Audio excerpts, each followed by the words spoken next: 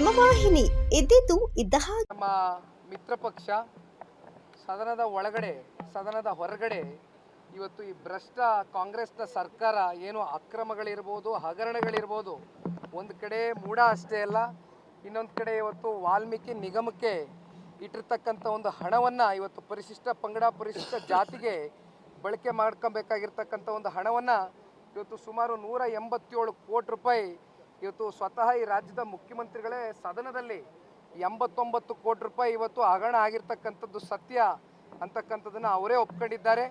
ಬಹುಶಃ ಈ ದೇಶದ ಇತಿಹಾಸದಲ್ಲಿ ಈ ರೀತಿಯಾದಂಥ ಬ್ಯಾಂಕ್ ಮೂಲಕವಾದಂಥ ಟ್ರಾನ್ಸಾಕ್ಷನ್ಗಳು ಆಗಿರ್ತಕ್ಕಂಥದ್ದು ಬಹುಶಃ ಇದೇ ಮೊದಲನೇ ಬಾರಿ. ಹಾಗಾಗಿ ಇದು ಒಂದು ಕಡೆ. ಇನ್ನೊಂದು ಹಾಲು ಉತ್ಪಾದಕರುಗಳಿಗೆ ಇವತ್ತು ವಿಶೇಷವಾಗಿ ನಮ್ಮ ರೈತರುಗಳಿಗೆ, ಹಾಲು ಉತ್ಪಾದಕರುಗಳಿಗೆ 1200 ಕೋಟಿ ರೂಪಾಯಿ ಕಳೆದ 9 ತಿಂಗಳಿಂದ ಇವತ್ತು ಬ್ಯಾಲೆನ್ಸ್ನ ಉಳಿಸ್ಕೊಂಡಿರ್ತಕ್ಕಂಥ ಸರ್ಕಾರ.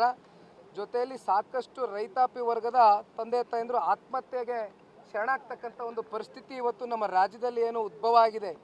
ಇದಕ್ಕೆಲ್ಲ ಕಾಂಗ್ರೆಸ್ನ ಒಂದು ಸರ್ಕಾರ ಆಡಳಿತಕ್ಕೆ ಬಂದಾಗಿಂದನೂ ಏನು 15-16 ತಿಂಗಳಿಂದ ನಾವು ಇವನ್ನೆಲ್ಲ ಗಮನಿಸ್ಕೊಂಡ್ಬಂದಿದ್ದೀವಿ. ಇದರ ವಿರುದ್ಧವಾಗಿ ಜನತಾದಳ ಪಕ್ಷ, ಭಾರತೀಯ ಜನತಾ ಪಾರ್ಟಿ ಇಬ್ಬರು ಕೂಡ ಒಗ್ಗಟ್ಟಾಗಿ ಇವತ್ತು ಈ ಭ್ರಷ್ಟ ಕಾಂಗ್ರೆಸ್ನ ಸರ್ಕಾರವನ್ನು ಈ ರಾಜ್ಯದಿಂದ ತೊಲಗಿಸೋವರೆಗೂ ನಾವು ಹೋರಾಟ ಮುಂದುವರಿಸ್ತೀವಿ.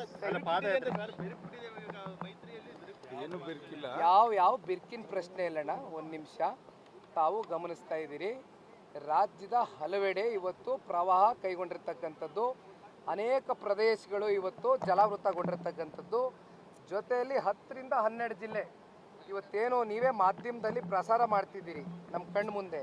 ಒಂದು ಕಡೆ ಕೇರಳದಲ್ಲಿ ಆಗಿರ್ತಕ್ಕಂಥ ಒಂದು ಘಟನೆ, ಈಗಾಗಲೇ 270ಕ್ಕೂ ಹೆಚ್ಚು ಮೃತದೇಹಗಳನ್ನ ಇವತ್ತು ಪತ್ತೆಯನ್ನು ಮಾಡಿರ್ತಕ್ಕಂಥದ್ದು. ನಿಜಕ್ಕೂ ಇದನ್ನೆಲ್ಲ ಗಮನಿಸಿದಾಗ, ಅದರಲ್ಲೂ ಇವತ್ತು KR ಪೇಟೆನಲ್ಲಿ ಏನು ಇಬ್ಬರು, ಒಂದು ಅಜ್ಜಿ, ಒಂದು ಸಣ್ಣ ಮಗು, ಪಾಪು.